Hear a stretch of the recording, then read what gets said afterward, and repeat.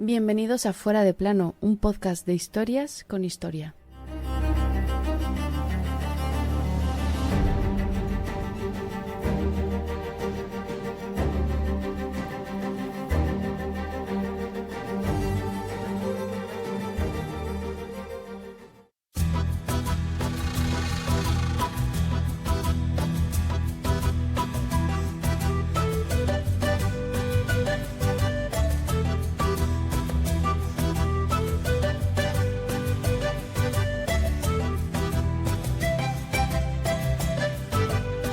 Pocas veces a lo largo de la historia el mismo monumento o construcción se ha descubierto tantas veces como nuestro protagonista de hoy. Si bien es cierto que aquel 24 de julio de 1911 Hiram Bingham no lo vuelve a descubrir como tal, sí hace dos cosas muy importantes. Uno, lo internacionaliza y dos, lo saquea. Esta es la historia de los 1001 descubridores del Machu Picchu.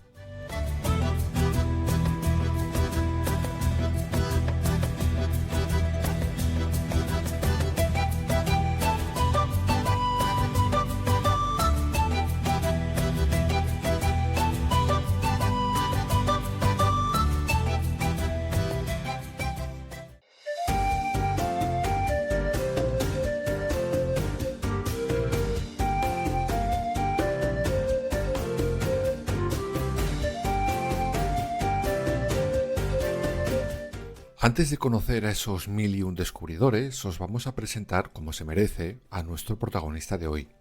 Sin lugar a dudas, esta antigua ciudad inca es uno de los mayores tesoros ya no solo de Perú, sino del mundo entero. Se cree que fue levantada en el año 1450 y se cree que fue una de las residencias del noveno inca Pachacútec. Su nombre significa montaña vieja. Está a 2.453 metros de altura.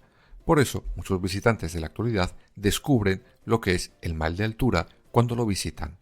En sus inicios debía de contar con una población de entre 300 y 1.000 habitantes, la mayoría agricultores. Debía de haber un palacio para el famoso inca Pachacútec, aunque la vida real de esta legendaria ciudad fue muy corta, pues se cree que fue levantada, habitada y abandonada en tan solo 100 años. Desde ese momento, la espesa vegetación hizo su labor y la ocultó durante tiempo.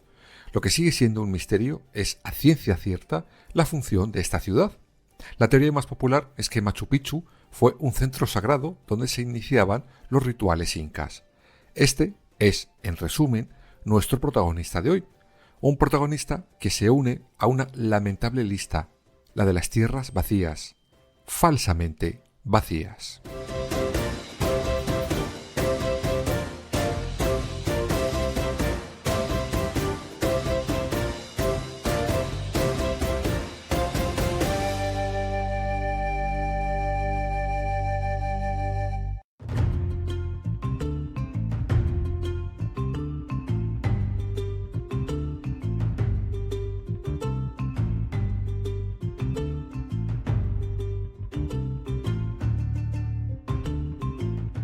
El término tierras vacías se ha utilizado a lo largo de la historia en multitud de ocasiones, sobre todo por los colonizadores en cualquier lugar del mundo.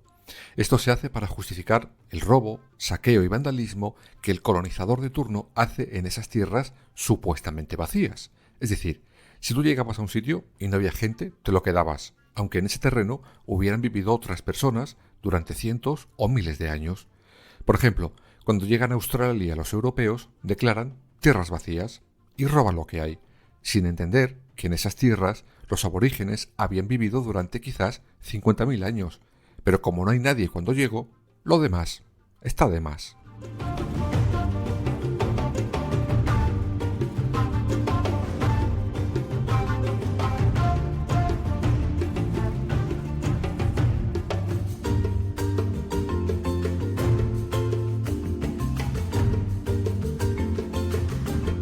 Algo parecido ocurre con Cristóbal Colón.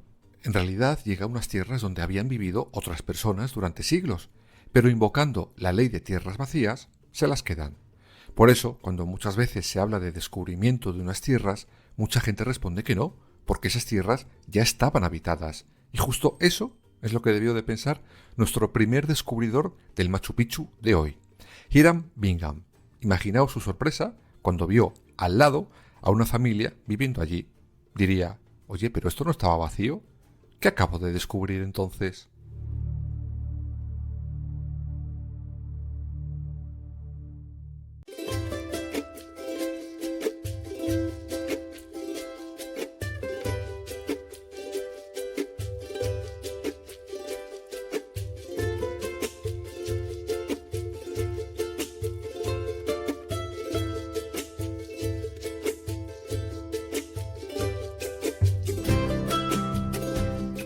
Bingham había nacido en Honolulu. Era de familia de misioneros protestantes, de orígenes humildes, y conseguirá graduarse en la Universidad de Yale, aunque su vida dará un giro de 180 grados cuando conoce a Alfreda Mitchell. Y no porque cayera loco de amor, no, sino porque esta señora era nada más y nada menos que la nieta del fundador de la famosa joyería Tiffany's. Sí, la de desayuno con diamantes.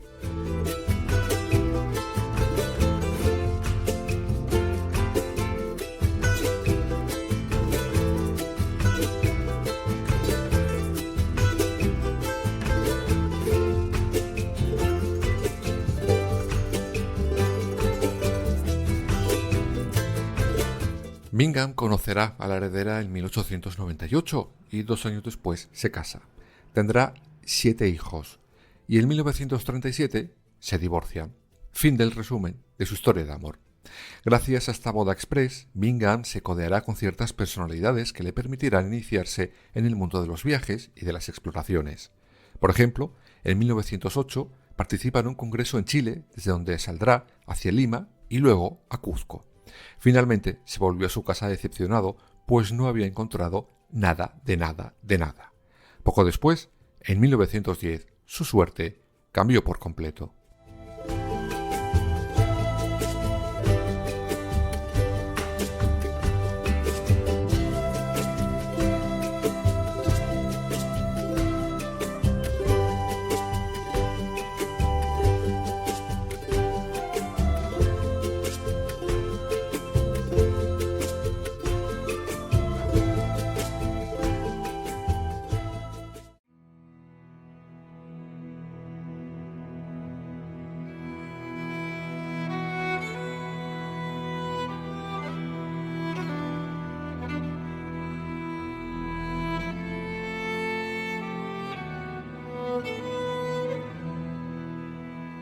Ese año, junto con unos amigos suyos, decide partir para encontrar el famoso último refugio de los incas, la mítica Vilcabamba. Ya lo contaremos, lo que es y su leyenda, en su capítulo propio. Para esta expedición del tesoro necesitaba dinero. Al final, consigue lo necesario, en buena medida gracias a su esposa. En 1911, con todo listo, parten hacia Cuzco. El 23 de julio de ese año, la expedición acampa en Mandopampa, una gran planicie cercana a nuestro protagonista de hoy. Al día siguiente, a mediodía, Bingham y el resto de la expedición entra en un recinto, creyendo entrar en la mítica Vilcabamba. Pero no, era otra cosa. Acaba de entrar en Machu Picchu, sin saberlo claro.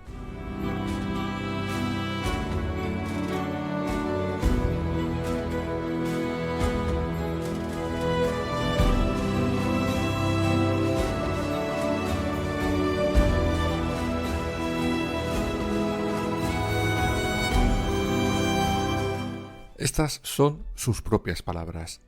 De repente me encontré parado frente a las paredes de una ruina y casas construidas con la mejor calidad del arte inca.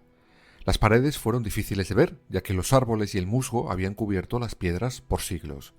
Pero en la sombra del bambú y trepando los arbustos estaban las paredes visibles hechas de bloques de granito blanco cortados con la más alta precisión. Encontré brillantes templos, casas reales, una gran plaza y miles de casas. Parecía estar en un sueño. Cierro las comillas. Y sí, era un sueño, sin saber cómo acababa de descubrir una de las maravillas del mundo. Salvo por dos cosas. La primera es que arrasó con todo. La segunda, que encontró una nota que indicaba que él no era el primero que había estado allí. Otro le había ganado, y no hacía tanto tiempo.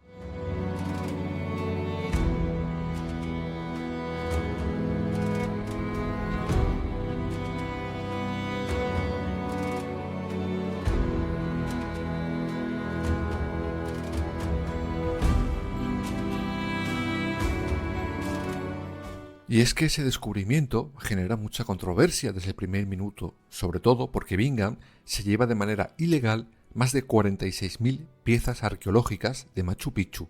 Se las lleva a su Universidad de Yale. De todas, solo acaban siendo devueltas unas 300. El resto las podemos ver en museos como el Louvre o el Museo Británico de Londres. Lo que sí es cierto es que con su descubrimiento el Machu Picchu se pone en el mapa internacional. Si no hubiera sido por él y su hallazgo, hoy no habría tanto visitante allí. Ahora bien, juzgad vosotros si eso es bueno o no. Pero bueno, como os he dicho, hay una segunda cosa que ensombrece ese supuesto descubrimiento de Bingham. Allí encontrará una inscripción hecha en carbón vegetal en la que se lee un año y un nombre: Lizárraga, 1902.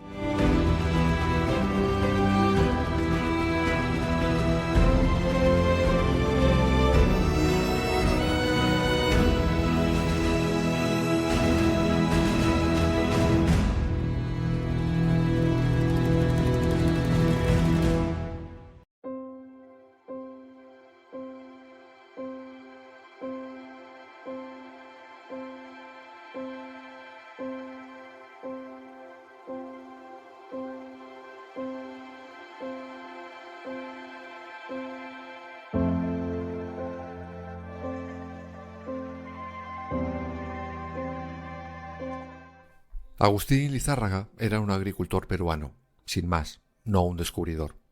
Él trabaja en una hacienda y decide, junto con otros agricultores más de la misma hacienda, salir a buscar nuevos lugares para poder cultivar. Y un 14 de julio de 1902, de repente, entra en una ciudad enorme. Se queda pasmado. No es expedicionario, pero sabe que ha encontrado algo maravilloso. Para certificar aquello, escribe en una piedra su nombre y el año. Piedra que 9 años después Bingham encuentra y que mandará destruir, por cierto.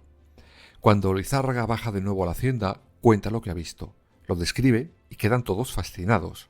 De hecho, los dueños de esta hacienda, que tenían familia en París, invitarán en una boda en su hacienda a que suban a ver la gigante ciudadela descubierta por este agricultor.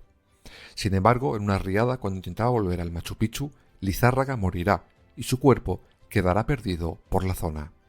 Pero ojo, que lo que vieron tanto Lizárraga en 1902 como Bingham en 1911, otros ojos ya lo habían visto 50 años antes.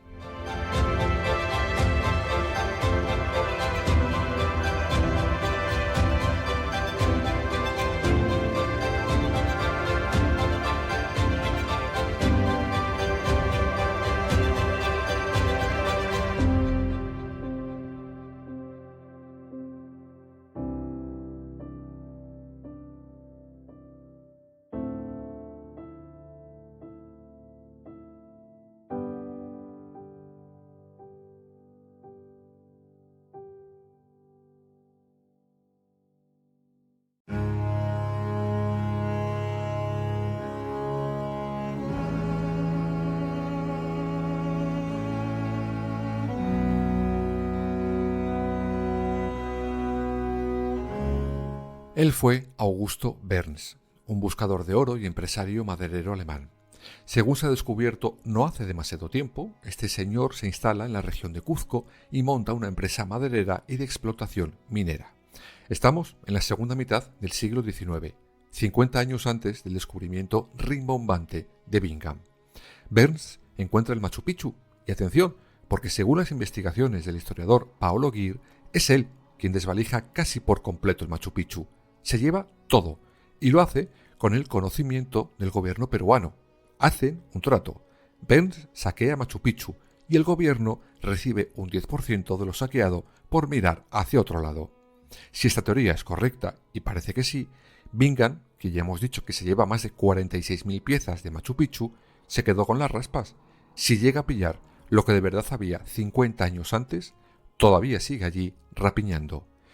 Pero mala suerte, se la habían adelantado.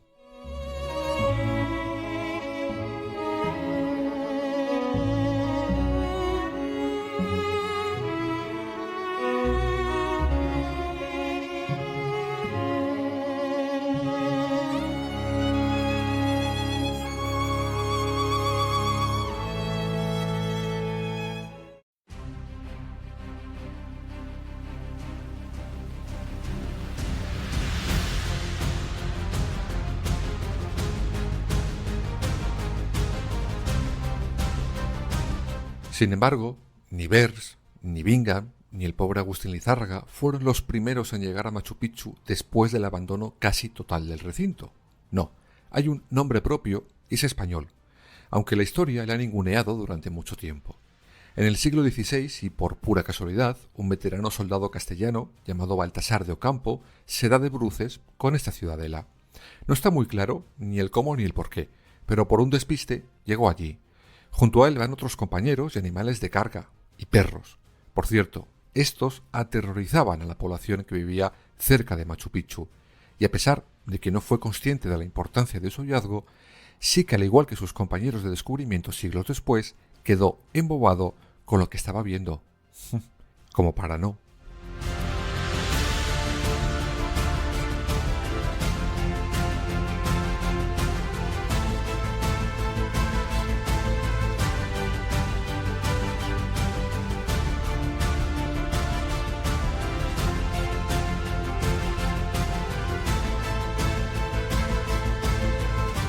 De todas formas, tanto de Ocampo como sus compañeros no eran demasiado fanáticos de aquel lugar, quizás por las supersticiones de los sacrificios cometidos allí, quizás por la altura a la que se construye aquella ciudadela que les afectaba, aunque como anécdota os contaré que sí que había alguien que estaba encantado de estar allí y se lo pasaba pipa.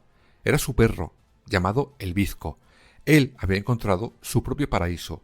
Estaba todo el día retozando por la hierba y cazando a las aves de corral de los nativos cercanos que de repente se colaban en la ciudadela de Machu Picchu. Quizás, de todos los descubridores, fue quien más los disfrutó y menos se llevó.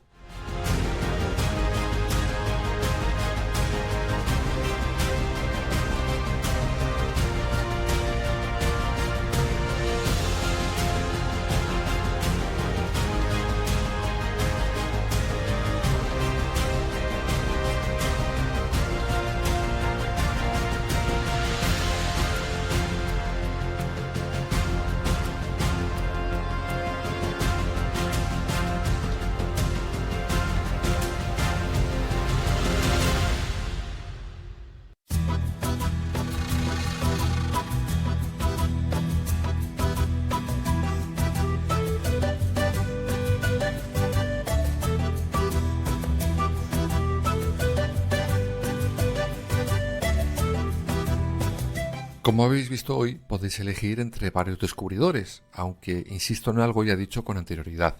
Descubrir un sitio donde había gente viviendo es un poco extraño.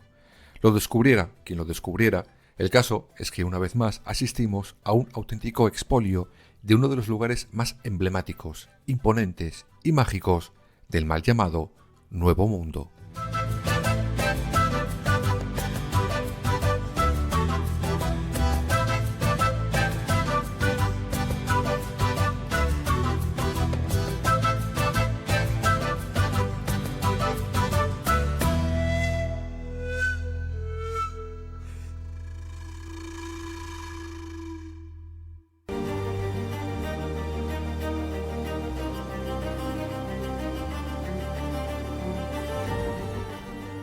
Fuera de plano. Suscríbete en las principales plataformas y síguenos en nuestras redes sociales, Instagram, Twitter y Facebook.